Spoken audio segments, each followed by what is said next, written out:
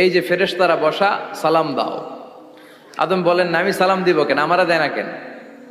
অনেক মুরব্বী আছে বলে আমি দিব কেন, তোরা আমারে দিবি। এরকম আছে না নাই? না, সালাম সবাই সবাইকে দিবেন।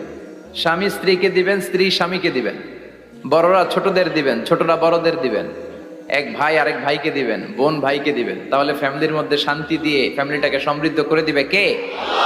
কারণ সালাম অর্থই শান্তি। সালাম অর্থ কি? ফ্যামিলির মধ্যে আমাদের এই সালামের প্রচলন নাই। বিশ্বনবী সাল্লাল্লাহু আলাইহি ওয়াসাল্লাম স্ত্রীদেরকে আগে সালাম দিতেন, সাহাবাদেরকে আগে সালাম দিতেন।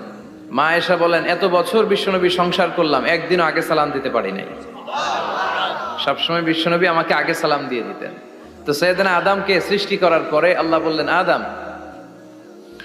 সাল্লিম আলা উলাইকা নাফর, বুখারীর বর্ণনা, ফেরেশতাদের এই দলটাকে তুমি সালাম দাও।